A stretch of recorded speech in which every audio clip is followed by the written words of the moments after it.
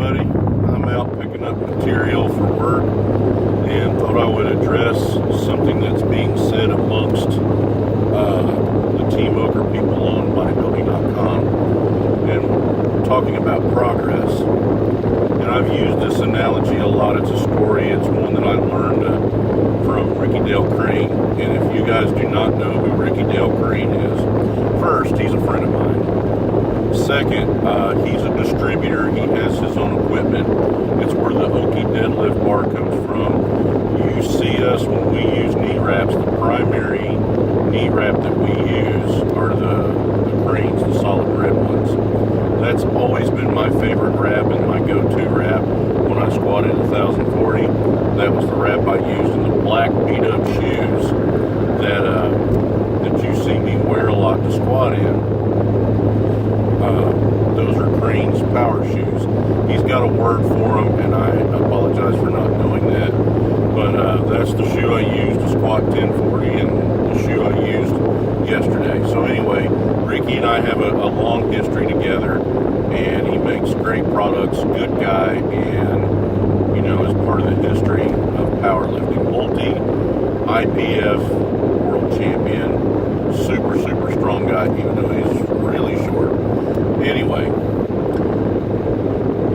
even as an intermediate lifter, you know, because everybody gets beginner gains, and regardless of age, even if you start as a master age lifter, and powerlifting is 40 and above, you get those beginner gains. But even as an intermediate lifter, to do something extraordinary is adding 100 pounds to your total. That's the total of the 3 lifts, the squat, the bench press, and the deadlift.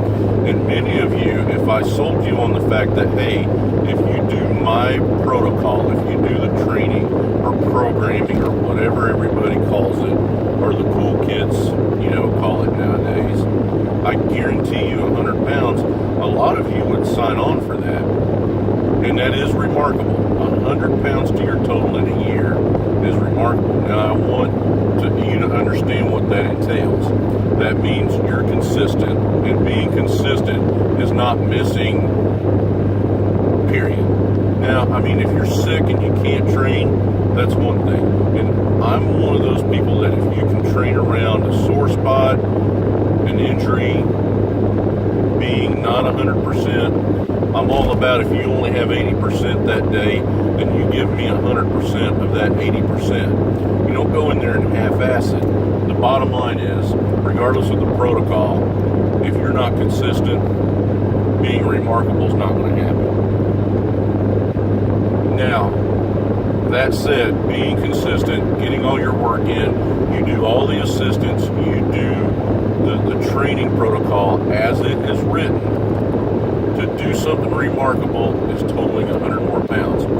Now, I'm going to break that down because everybody's talking about progress. A lot of you act like progress is something that happens like a jackrabbit. And you've heard me use this analogy before. You ever read about the tortoise and the hare? You've seen cartoons, you've seen all sorts of adaptations about the race between a turtle and a rabbit. And in all those scenarios, how many times does the rabbit win? He never does. Take your time. I just saw a clip by Ed Cohen. If you don't know who Eddie is, look him up.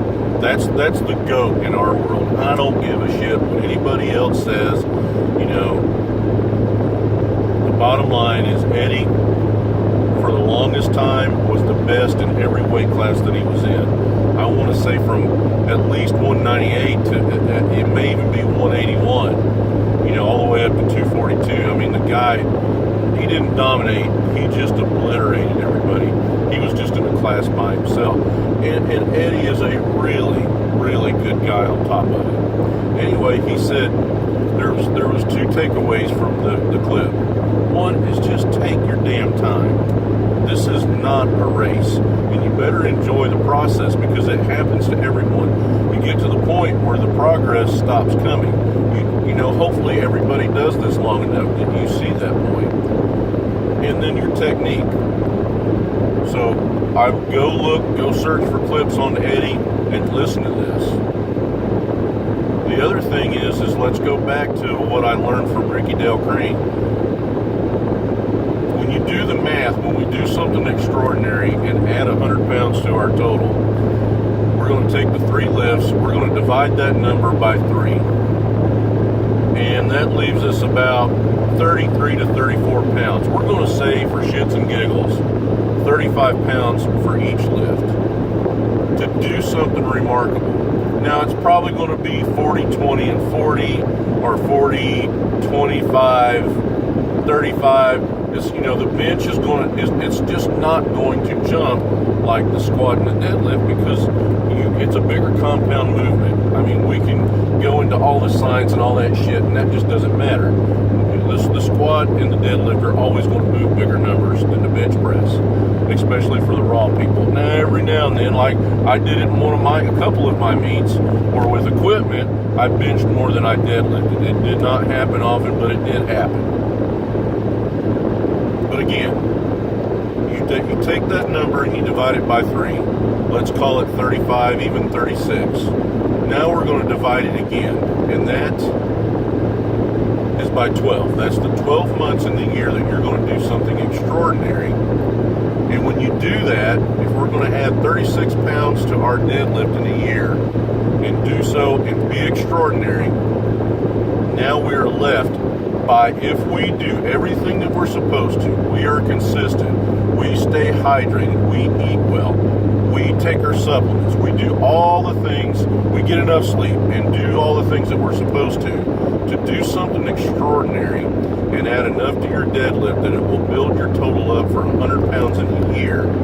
That means you're doing all the things I just listed to gain 3 pounds on that lift every month. You go, that is such a long time. Well, let me ask you a question. How many deadlift sessions do you typically do in a month? 4 weeks in a month. That means 4 sessions. Now, there's some of you that I program speed deadlifts in on a squat day, and that's for form work and all those other things. But your primary focus on that day is squat. So you do 4 sessions in a month. That's really not a lot of time. So I want you to understand the enormity of what all those things that have to take place for you to do something extraordinary. When you add 100 pounds to your total, that is extraordinary. And you have to be consistent. You have to do all the things that I've listed right and consistently. And if you do that, you can add 20, 25 pounds to your bench press. Now, some it's going to be different, But as extraordinary as you think some of the girls are, go back and look at Jennifer and Annie and Melissa's totals. Their lifts consistently go up. But when you start doing the math, nobody added 100 pounds to their total. And I'm going to tell you something. These girls are consistent. The Annie, Corey Jean, and Melissa train 6 days a week. They're doing Olympic lifting on their auxiliary days. Melissa's doing a hybrid version of training that I've got her doing because she's pursuing 3 different sports. And in doing so, she is still hitting lifetime PRs. Melissa's 44. She's going to be 45 this year. She benched 170 pounds paused, which is a lifetime PR. She did 310 for a double wrapped in the squat. That's a lifetime PR. She did that yesterday. And then this morning she was training with 60 kilos in the clean and jerk. As a 44-year-old woman that weighs well under 200 pounds and is training with 132 pounds, lifting it overhead. So, and last night was doing strongman training.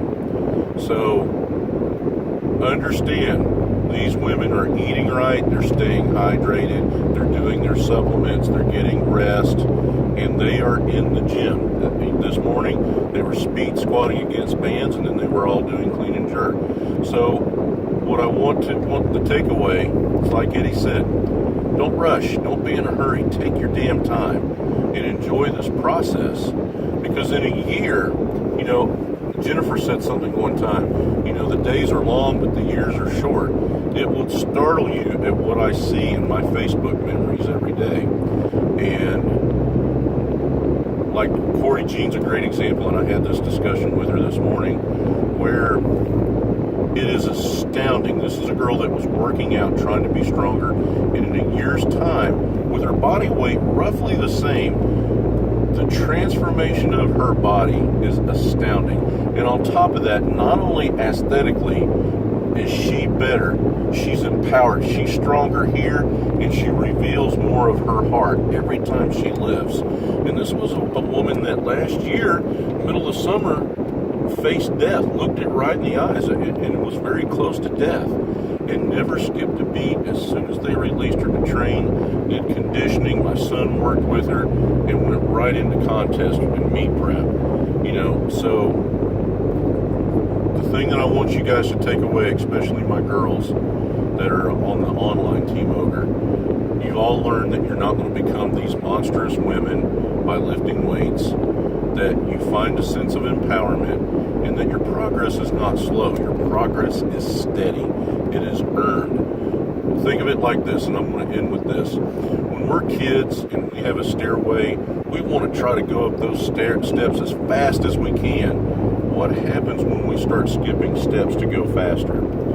Invariably, you misstep and you typically land back at the bottom. Don't skip. Learn. Do everything. Learn all you can. Be all you can. And if you do something extraordinary, and you just might, and you probably will, then take those gains as they come. And don't look at them as everything is so slow. It's not. It is steady. And you are earning those gains where you have real world strength that as long as you're consistent, you're always going to be strong. So hopefully that gives you guys some perspective.